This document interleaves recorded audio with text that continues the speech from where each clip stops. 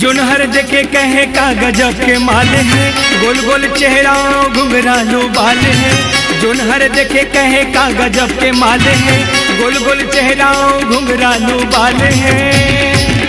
तो का करे जाए भैया, दबा दिया जाए। दबा बल्लू, दबा दबा दबा रे बल्लू, दबा दबा दबा बल्लू, दबा दबा दबा रे बल्लू, दबा दबा दबा रे बल्लू।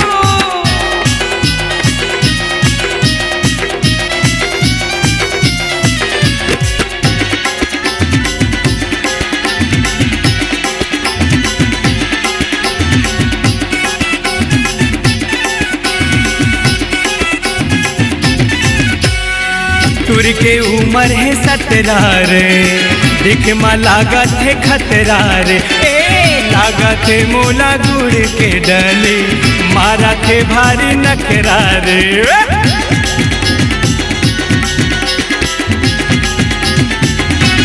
सोना तुर के उम्र है 17 रे, दिख मा लागत है खतरा रे।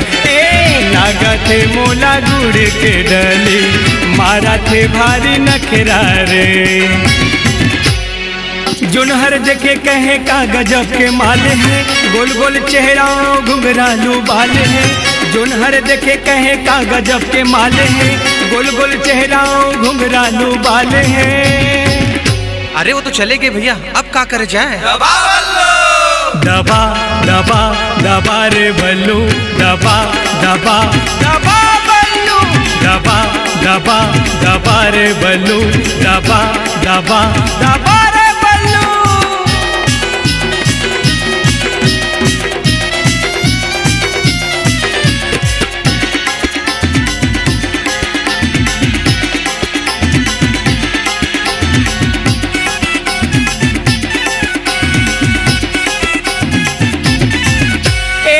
काकर बनी जिए हा दुल्हनिया, कोने जाही जी लेके बरतिया। मोला लखे जी मैं हा पटा हूँ, यही टूरी ला मैं हा बिहा हूँ।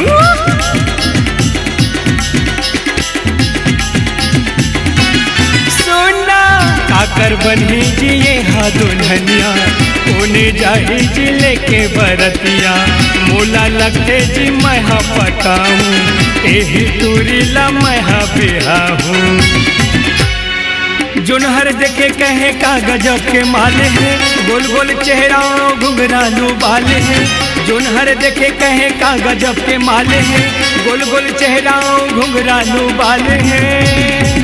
तो कैसे बल्लू बिहावे? हाँ भाई, दबा दबा दबा रे बल्लू, दबा दबा दबा बल्लू, दबा दबा दबा रे बल्लू, दबा दबा दबा रे बल्लू, दबा दबा दबा रे बल्लू, दबा दबा दबा रे बल्लू, दबा दबा दबा बल्लू, दबा दबा दबा रे बल्लू।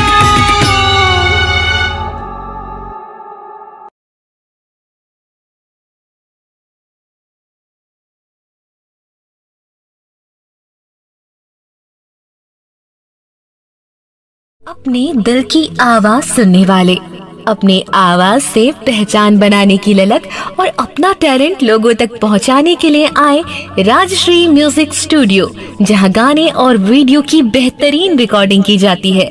Rajshree music audio video recording studio, Birgaon, Raipur, Chhattisgarh. अधिक जानकारी के लिए कॉल करें 8085048130 और 7999776763 पर।